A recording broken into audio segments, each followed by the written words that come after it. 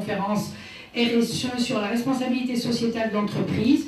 Et nous avons choisi cette année le thème des PPP, partenariat public-privé, vecteur de développement de la responsabilité sociétale d'entreprise. Sans plus tarder, je vais inviter Sita Archiv pour un mot de bienvenue.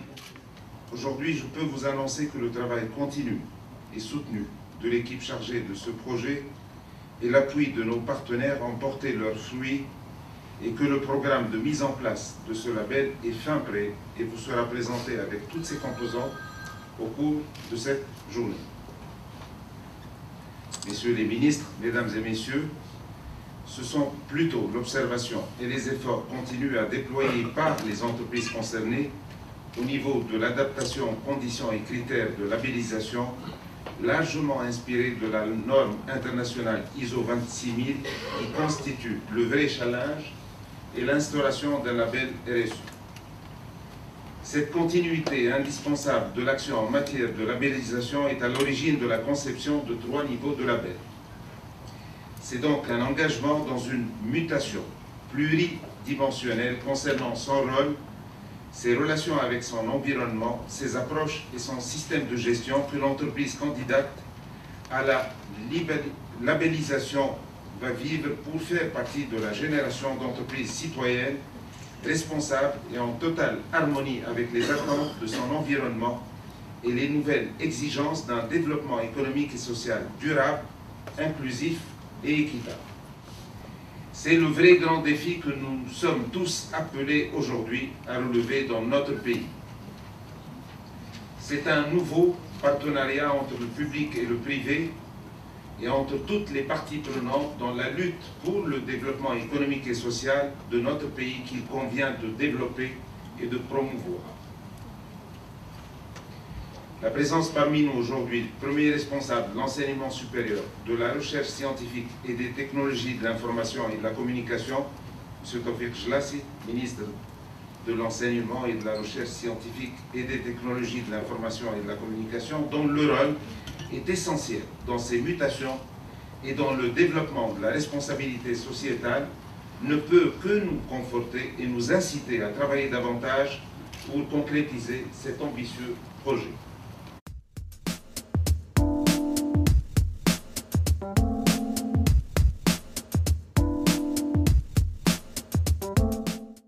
Le plaisir est d'autant plus grand pour moi que cette rencontre constitue le 2e événement de la Connect auquel je participe en quelques mois seulement.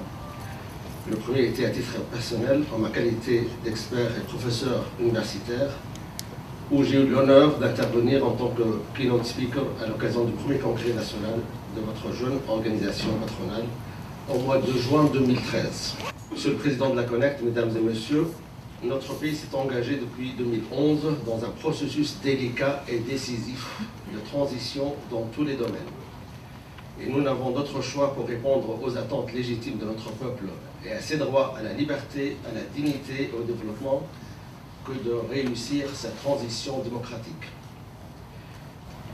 Ce dont notre pays a grandement besoin est une nouvelle mentalité qui respecte pleinement l'état de droit et la valeur travail. Nous avons besoin d'une culture d'initiative, d'entrepreneuriat, d'attitude réaliste et responsable. Toutes ces exigences se reflètent au niveau de l'entreprise par une extension de son rôle qui ne peut désormais se limiter au seul volet économique, mais doit de plus en plus englober des aspects liés à la responsabilité sociale, sociétale et environnementale. L'entreprise est ainsi appelée à assumer le rôle stratégique de créateur de richesse, mais aussi de promotion de l'emploi et du développement économique et social. C'est donc une grande mutation que nous vivons au niveau du monde des affaires. De l'entreprise classique à vocation essentiellement économique, nous devons aujourd'hui tendre vers l'entreprise à vocation pluridimensionnelle, totalement intégrée dans son environnement et sociétalement responsable. La RSE devient ainsi un facteur de compétitivité et d'appui à l'intégration d'entreprises dans son environnement et à son accès au marché. Le partenariat public-privé, considéré de nos jours comme vecteur stratégique de développement et de garantie de l'efficacité au niveau des investissements publics et de l'action de l'État, serait ainsi d'un grand apport à la promotion de la RSE dans notre pays. Monsieur Jalloul Ayed, à vous la parole.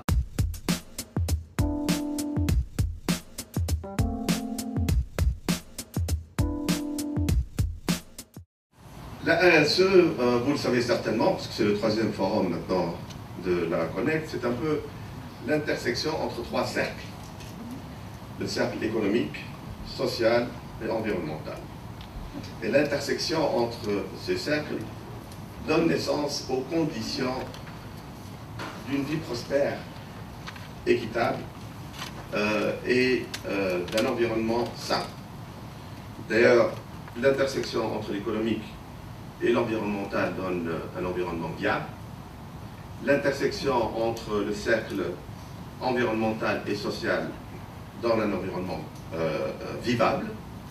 L'intersection entre l'économique et le social donne un environnement équitable. Et l'intersection de tout ça donne un environnement durable. Et c'est ainsi qu'on parle justement d'économie durable. L'économie durable, c'est un peu toutes ces composantes mises ensemble donne ou offre les conditions pour une société d'assurer les conditions pour une économie durable. Donc vous voyez bien que l'équilibre entre ces 3 environnements, c'est vraiment ça ce qui rentre dans le cœur de la RSE. Ça, c'est ce qu'on lit un tout petit peu dans les analyses académiques ou dans les présentations quand on parle de RSE, mais il y a un autre cercle dont on ne parle jamais. Et c'est pour moi le cercle le plus important. C'est le cercle de la culture.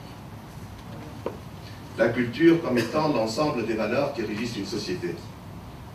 Et quand je dis culture, évidemment, je ne parle pas seulement d'art et de lettres. Je parle surtout de mentalité, je parle de comportement, je parle de façon de se comporter, donc et de réfléchir. Je parle de ce qui fait de nous ce que nous sommes. C'est bien beau d'assister à des conférences de RSE pendant une journée ou 2, telles que les conférences très intéressantes qu'offre la Connect, et de sortir par la suite, conduire sa voiture, manger une banane et puis jeter la peau de banane dans la rue. Une canette de bière. Ou une canette de bière, encore pire.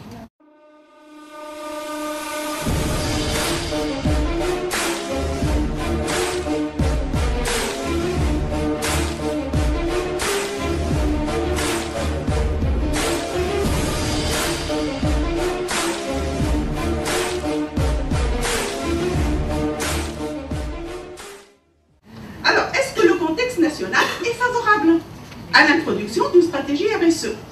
La réponse est oui. Pourquoi? Parce que d'abord, la Tunisie a ratifié les conventions internationales qui sont afférentes aux droits de l'homme, qui sont afférentes à l'environnement, qui sont afférentes à la femme en particulier. La Tunisie, ayant signé ces conventions, a été amenée à ajuster sa législation sociale et environnementale aux normes internationales. La révolution de 2011 a attisé les revendications et les attentes sociales concernant les conditions de travail et le niveau de vie des salariés, le développement local et la réparation des préjudices dus à la pollution. Donc on a une expression sociale qui appelle à intervenir au niveau sociétal. Et ces revendications ont trouvé un répondant dans la Constitution qui a prévu des instances constitutionnelles indépendantes relatives aux droits de l'homme, à la bonne gouvernance et la lutte contre la corruption et au développement durable et des droits des générations futures. Donc on a un contexte favorable et en plus un autre, et si Jalloul a été bien inspiré en disant que la Connect c'est une chance, eh bien la Connect a réuni des entreprises qui ont déjà adhéré à sa charte, et sa charte d'entreprise citoyenne est elle-même inspirée de la norme ISO 26000, relative à la RSE, et en plus la Connect a fait le travail pour offrir, à travers son label RSE, qui va être présenté tout à l'heure par mon collègue Serge Nafti, elle propose une méthodologie, une approche pour renforcer et benchmarker l'engagement de l'entreprise concret dans le respect des valeurs de la RSE.